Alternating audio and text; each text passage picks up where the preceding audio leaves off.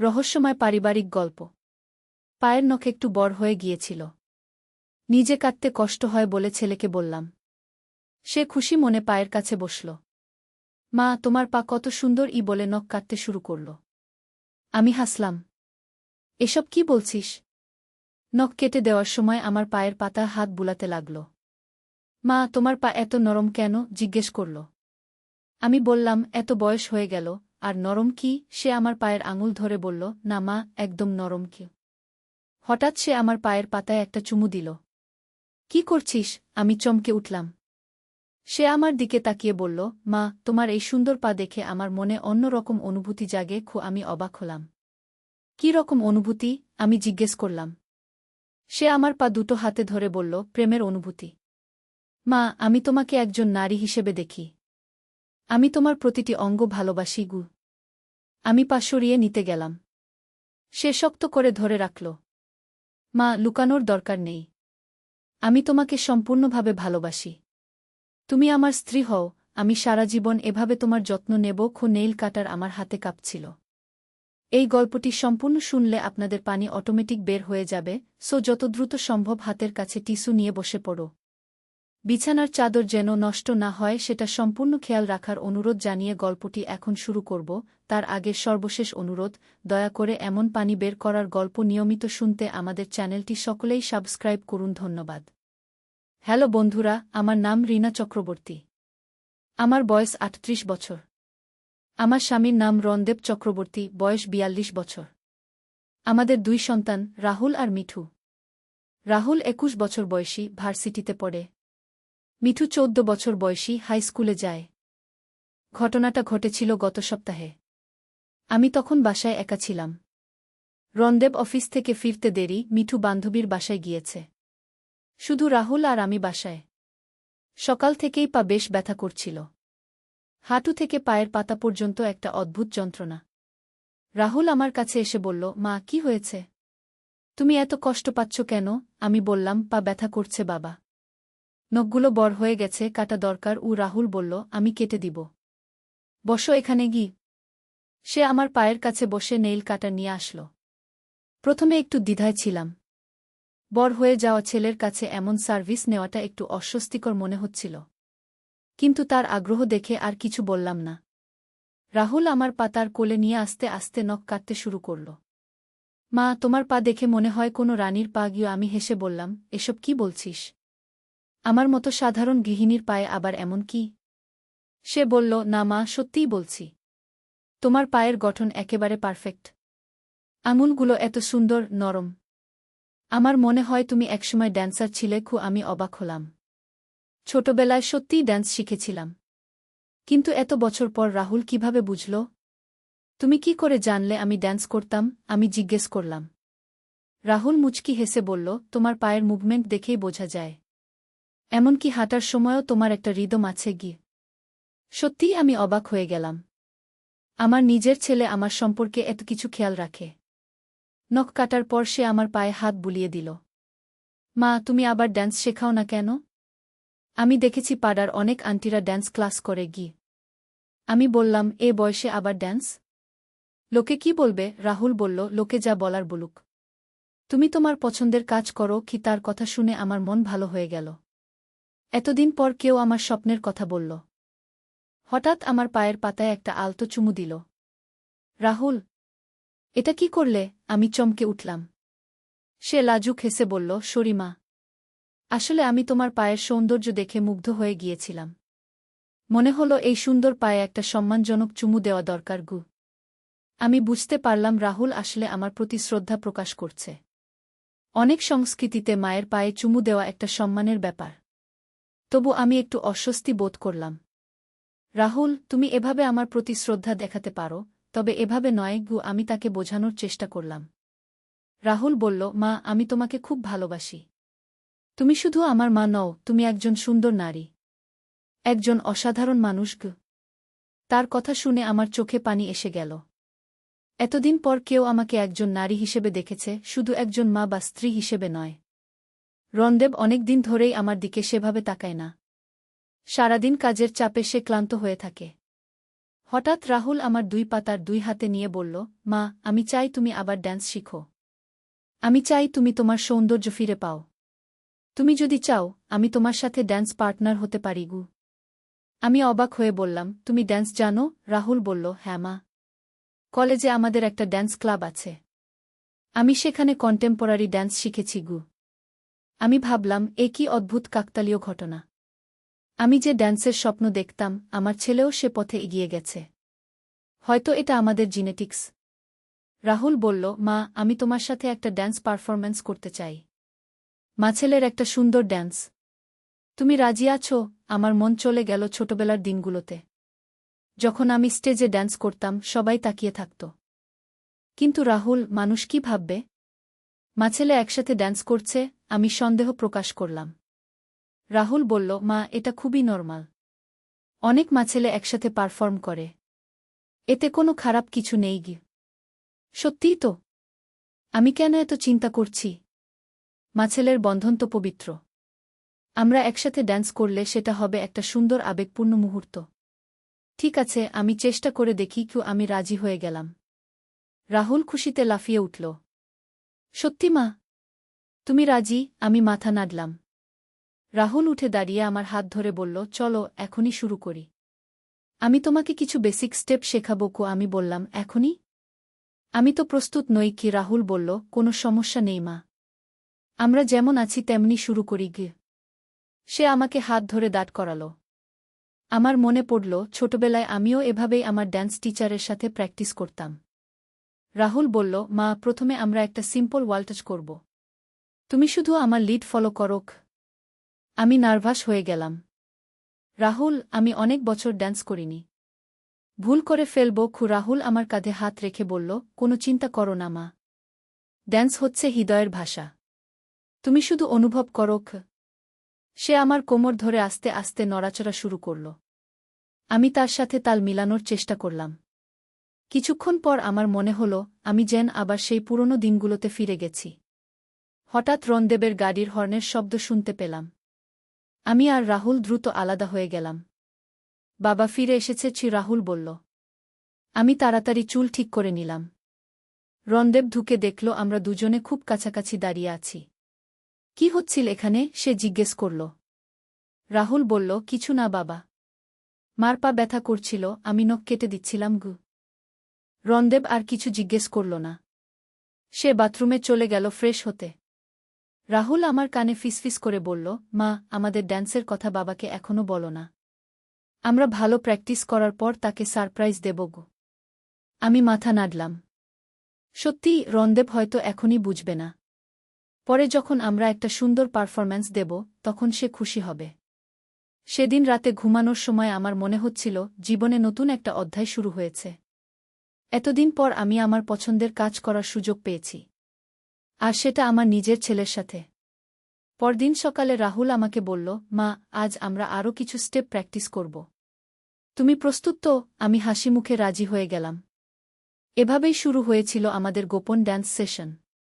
প্রতিদিন দুপুরে যখন রণদেব অফিসে আর মিঠু স্কুলে, তখন আমরা প্র্যাকটিস করতাম। প্রথম কয়েকদিন শুধু বেসিক স্টেপ শিখেছি। কিন্তু ধীরে ধীরে আমাদের পারফরম্যান্স আরও জটিল হয়ে উঠল। রাহুল আমাকে লিফট করার কৌশল শেখাল। প্রথমে আমি ভয় পেয়েছিলাম, কিন্তু রাহুল এত দক্ষ যে আমার কোনো ভয় থাকল না। আমাদের মধ্যে একটা অদ্ভুত বোঝাপড়া তৈরি হল। শুধু চোখের ইশারায় আমরা বুঝতে পারতাম কি করতে হবে। আমার মনে হতো আমরা যেন অনেক বছরের পার্টনার। একদিন রাহুল বলল, মা, আমাদের পারফরম্যান্স প্রায় তৈরি। এবার আমাদের একটা টার্গেট রাখা দরকার। আমি বললাম, টার্গেট মানে? রাহুল বলল, আমাদের পারফরম্যান্সটা কোথায় করব সেটা ঠিক করা দরকার। আমি ভাবলাম, হ্যাঁ, শুধু ঘরে প্র্যাকটিস করে কি হবে? আমাদের কোথাও পারফর্ম করতে হবে। রাহুল বলল, মা, আমাদের পাড়ায় তো পুজোর অনুষ্ঠান হবে। সেখানে আমরা পারফর্ম করতে পারি গু। আমার গা শিউরে উঠল। পাড়ার সবার সামনে? আমি পারব না। রাহুল আমার হাত ধরে বলল, পারবে মা। তুমি এখন যেভাবে ড্যান্স করো, দেখলে মানুষ মুগ্ধ হয়ে যাবে গু। সত্যি বলতে, গত কয়েক সপ্তাহে আমি নিজের মধ্যে অনেক পরিবর্তন অনুভব করেছি। আগের চেয়ে আমি অনেক বেশি আত্মবিশ্বাসী হয়ে উঠেছি। আমার চলাফেরায়, কথাবার্তায় একটা নতুন প্রাণবন্ততা এসেছে। রণদেবও টের পেয়েছে। সে কয়েকদিন আগে বলেছিল, তুমি আজকাল খুব খুশি খুশি থাকো। কোনো বিশেষ কারণ আছে? আমি হেসে বলেছিলাম, কোনো কারণ লাগে নাকি খুশি থাকার জন্য? কিন্তু সত্যি কথা হচ্ছে, আমি জানতাম আমার এই পরিবর্তনের পেছনে রাহুল আর আমাদের ড্যান্স সেশনের অবদান আছে। প্রতিদিন ড্যান্স করার ফলে আমার শরীর অনেক ফিট হয়ে গেছে। আর মানসিকভাবেও আমি অনেক ভালো বোধ করি। একদিন রাহুল বলল, মা, আমাদের একটা কস্টিউম দরকার হবে। তুমি কি পরতে চাও? আমি ভাবলাম, হ্যাঁ, পারফরম্যান্সের জন্য আলাদা পোশাক লাগবে তো। রাহুল বলল, মা, তুমি একটা সুন্দর শাড়ি পরো। আমি স্যুট পরব। আমাদের কালার কোঅর্ডিনেট করতে হবে। আমি রাজি হয়ে গেলাম। আমার কাছে একটা লাল রঙের খুব সুন্দর শাড়ি আছে। রণদেব সেটা আমাকে বিয়ের বার্ষিকীতে উপহার দিয়েছিল। রাহুল বলল, পারফেক্ট। আমিও একটা লাল শার্ট কিনব। আমি বললাম, কিন্তু রাহুল, তোমার বাবা কি বলবে? তুমি হঠাৎ এত টাকা খরচ করছো। রাহুল বলল, চিন্তা করো না মা। আমার টিউশনির টাকা দিয়ে কিনব। আমার মন ভারী হয়ে গেল। রাহুল তার নিজের টাকা খরচ করে আমাকে খুশি করার চেষ্টা করছে। আমি কি এত স্বার্থপর হয়ে গেছি? রাহুল, তুমি তোমার টিউশনির টাকা খরচ করো না। আমাদের এই পারফরম্যান্সের জন্য এত খরচের দরকার নেই। আমি বললাম। রাহুল বলল, মা, এটা খরচ নয়, এটা একটা বিনিয়োগ। আমি চাই আমাদের পারফরম্যান্স পারফেক্ট হোক। তার কথা শুনে আমি আবেগপ্রবণ হয়ে গেলাম। হঠাৎ দরজায় কলিংবেলের শব্দ। আমি দেখলাম আমাদের পাড়ার কমিটির সেক্রেটারি পূর্ণিমা দিদি এসেছেন। তিনি বললেন, রিনা, তুমি কেমন আছো? আমি শুনেছি তুমি আজকাল ড্যান্স করছো। আমি চমকে গেলাম। আমাদের গোপন ব্যাপারটা কি করে পূর্ণিমা দিদি জানলেন? রাহুল আমার পাশে এসে দাঁড়াল। পূর্ণিমা দিদি বললেন, আসলে আমি তোমাদের কাছে একটা প্রপোজাল নিয়ে এসেছি। আমাদের পুজোর অনুষ্ঠানে তুমি আর রাহুল একটা পারফরম্যান্স দেবে। আমি শুনেছি তোমরা দুজনে খুব ভালো ড্যান্স করো। আমি আর রাহুল একে অপরের দিকে তাকালাম। কে আমাদের কথা পূর্ণিমা দিদিকে বলেছে? পূর্ণিমা দিদি বললেন, আসলে মিঠুর থেকে শুনেছি। সে বলেছে তুমি আর রাহুল রোজ ঘরে ড্যান্স করো। আমি ভাবলাম, এত ভালো ট্যালেন্ট আমাদের কমিউনিটিতে আছে, কেন আমরা সেটার সদ্ব্যবহার করব না? আমার মাথা ঝিমঝিম করতে লাগল। মিঠু আমাদের দেখে ফেলেছে। কিন্তু সে তো এ নিয়ে কিছু বলেনি। রাহুল বলল, পূর্ণিমা আন্টি, আসলে আমরা এখনও প্র্যাকটিস স্টেজে আছি।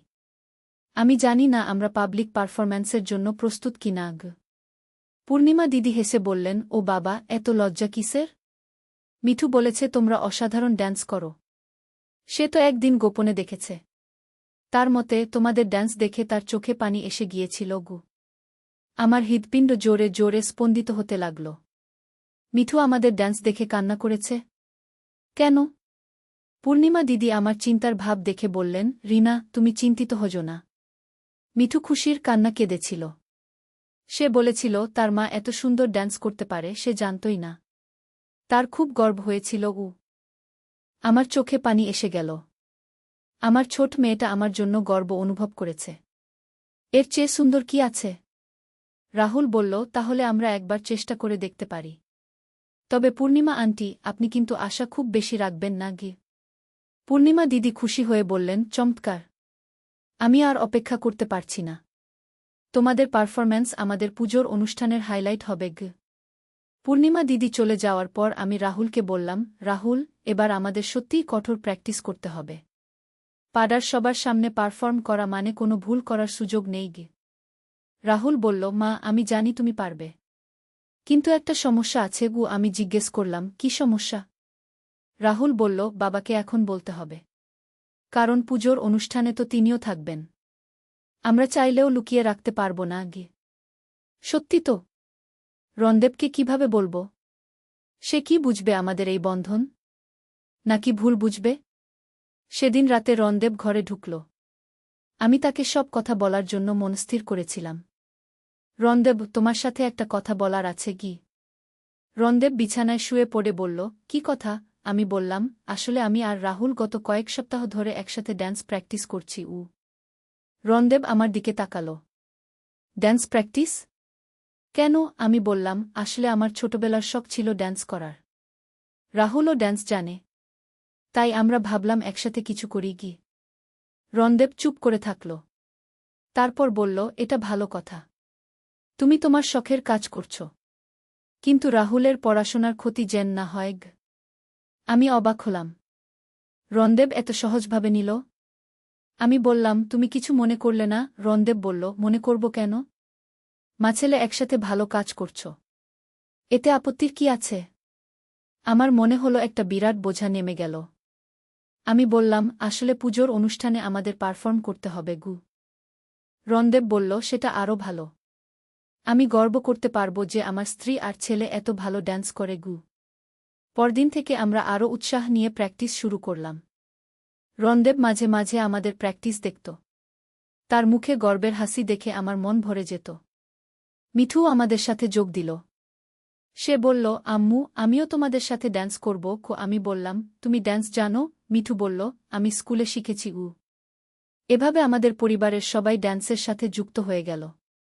আমার মনে হল এটাই হয়তো সত্যিকারের পারিবারিক বন্ধন। পুজোর অনুষ্ঠানের দিন এসে গেল। আমি লাল শাড়ি পরেছি, রাহুল লাল শার্ট আর কালো প্যান্ট পরেছে। মিঠু তার স্কুলের ড্যান্স ড্রেসটা পরেছে। স্টেজে ওঠার আগে আমার খুব নার্ভাস লাগছিল। রাহুল আমার হাত ধরে বলল, মা, তুমি চিন্তা করো না। আমরা এত প্র্যাকটিস করেছি, সবকিছু পারফেক্ট হবে গু।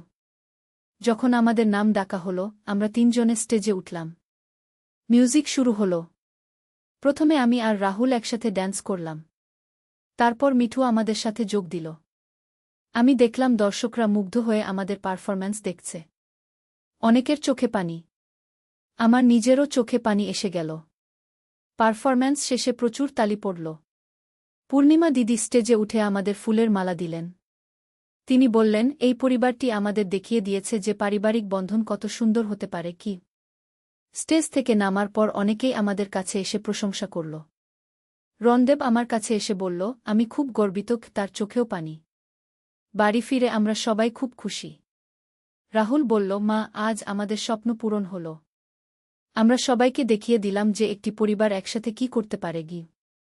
আমি রাহুলকে জড়িয়ে ধরে বললাম, তোমার জন্যই এটা সম্ভব হয়েছে। তুমি আমার মধ্যে আত্মবিশ্বাস জাগিয়েছ। রাহুল বলল, না মা, আমরা একে অপরকে সাহায্য করেছি উ। এই ঘটনার পর আমাদের পরিবারে একটা নতুন মাত্রা যোগ হল। আমরা নিয়মিত একসাথে ড্যান্স প্র্যাকটিস করি। মিঠু আমাদের সাথে যোগ দেয়। রণদেব মাঝে মাঝে দেখে আর উৎসাহ দেয়। আমি বুঝলাম যে পারিবারিক বন্ধন মানে শুধু দায়িত্ব পালন করা নয়। এর মানে হচ্ছে একে অপরের স্বপ্নকে সাহায্য করা, একে অপরের প্রতিভাকে বিকশিত করতে সাহায্য করা। রাহুল আমাকে দেখিয়েছে যে একজন মা শুধু সেবা করার জন্যই নয়, তার নিজস্ব ব্যক্তিত্ব আর স্বপ্ন আছে। আর সেই স্বপ্ন পূরণ করাটা পরিবারের জন্য একটা অনুপ্রেরণা।